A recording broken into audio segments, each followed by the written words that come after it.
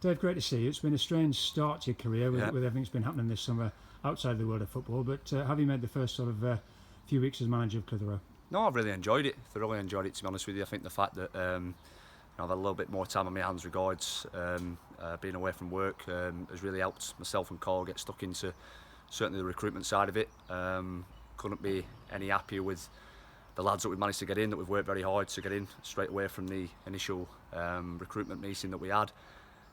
Majority of the targets we set out, the main targets, we've managed to get done. So yeah, it's been tricky at times, but it's also been very rewarding. So we've put a lot of hours into it. Everyone at the football club's been absolutely fantastic in terms of the support during a difficult period. So really, I couldn't ask for any more in terms of what I've got from everybody at the club, and also in terms of how it's gone so far in terms of bringing the lads in that we really wanted to go after, and also I must say retaining the lads that, you know, from last season, you know, we wanted to retain everybody. All the lads that have left on amicable terms, so they've all conducted themselves really professionally. I'd like to thank them for that, and just looking forward to getting cracking now. Yeah, not been able to get the footballs out yet, but certainly been busy, as you say. A lot of recruitment, 9 new faces in, all come from a higher level. Really looks exciting. You must have been pleased with the kind of calibre of players who've got into the club. Yeah, I am very, very pleased, but I'm keen to say now, obviously, you know, a lot of hard work ahead of us. You know, end of the day, it's been nothing more than you can't even call it a decent start. It's just bringing players into the football club that I feel that could strengthen us. But most importantly, they're not only fantastic players in terms of what they can offer us technically and tactically, but also characters as well. That's the biggest thing for me. They're the right people that are going to drive standards in the dressing room of what I expect and what Karl expects and what the club want.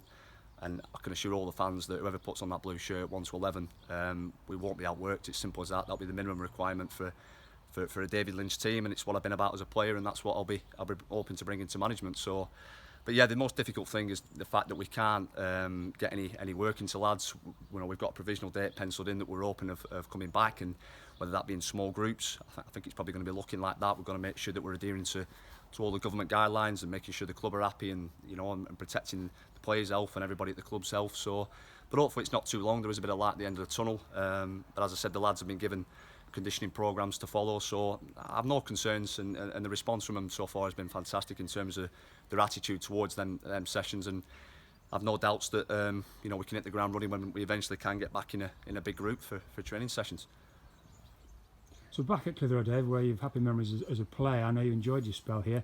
Now a player manager, the right time for you to make that next step in your career? I think so, to be honest with you. Like I said, it's been in my head now for probably about the last 2 or 3 years, to maybe eventually towards 30, to step into something like this. I've always been a big studier of the game, always enjoyed watching games and seeing what players are out there, and just the love for football, really. Obviously, you know me since I was 16, 17-year-old, and I've always had a massive passion for football, and always been one. I remember Andy Farrell telling me and Pash saying, you know, get your badges done early, because you can tell that you know, I think you've got a career path that way. And as I said, it's just something I've always fancied doing, and I just think that if I can take the traits that I've had as a player, and also that have stood me in good stead in terms of in business as well, and my professional life, I think that, you know, at the end of the day, I think I can have a good go at it. I really do. And you know, I'm not naive enough to know that it's going to be based on results, and it's a results business, but I'm more than ready. I think anybody knows me knows that if, you know, with me, if I'm going to fully commit to something, I give it 110%, and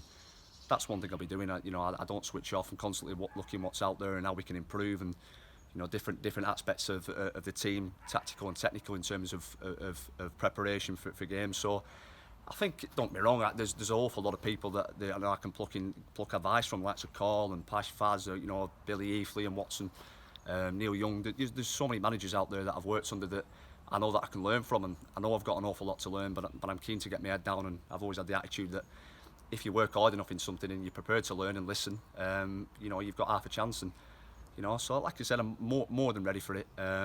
Probably, like you said, there'll be a few eyebrows raised saying maybe he's still got an awful lot to offer on the playing side, and I actually see that as a positive. The fact that we've got you know, a lad that's probably as fit as he ever has been, dropping down 2 leagues, that can also contribute towards the playing side of it as well. But like I said, I think just everything's geared up in terms of the support that I've had from yourself and everybody around the club, Karl. There's no excuses now for us not to come in and put the hard work in, and hopefully hit the ground running. How important to have Karl back here alongside it. You've worked with him in the past, of course, and he's very strong roots at Clitheroe. Yeah. He's worked at high level for the last year or two. How important to have him back? No, it was massive, to be honest with you. The early conversations, obviously, you know, with this being my first job, I needed to have that blend of obviously youth and experience, and he's done every role you could possibly think of at a football club, and you know, his experience is invaluable in terms of recruitment, but also knowing the game. But one thing with him as well is he's so supportive in terms of, ultimately will be my final say in terms of and picking the team and tactics and stuff like that. But he's not just going to tell me what I want to hear, and I like that. You know, the people that are coming in, certainly Chris Owen, Louis Mayers, you know, Simon Garner, if he comes around and does some of the fitness side, hopefully we can get him down. They're all people that I trust and I know inside out. So, you know, I think it was massive for us, and I think it's another massive coup for the football club, having somebody with his experience and his knowledge of the local leagues and the work and the work ethic he puts in terms of scouting and knowing not only lads from this area but other areas as well. I think it only bodes well for where we're trying to take the club.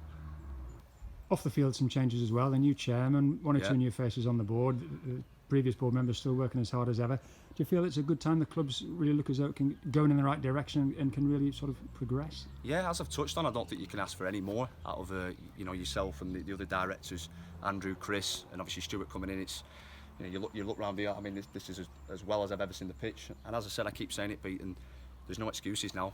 You know, everything's been set up for us to come in and hit the ground running and have a successful environment where, you know, every time the players come around the club, they're required to conduct themselves impeccably in terms of the standards that are expected. But no, I just couldn't ask for any more. I just think it's exciting. You come down here and, you know, you're probably the same now. You're looking around, I just can't wait to get going. So, no, I mean, we mentioned the volunteers who are working here virtually every day. I mean, once the supporters are able to come back in, I think we'll see some changes. It's looking fantastic. Oh, it looks absolutely fantastic. It does. It's like chalk and cheese from last time I was here, and it's always been a brilliant club. It always has. Club that's been close to my heart. I've always followed.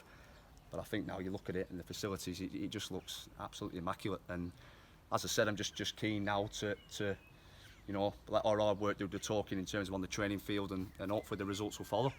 They're no given, of course. You've assembled a very strong-looking squad. You're keen as mustard yourself, desperate to do well. Yeah.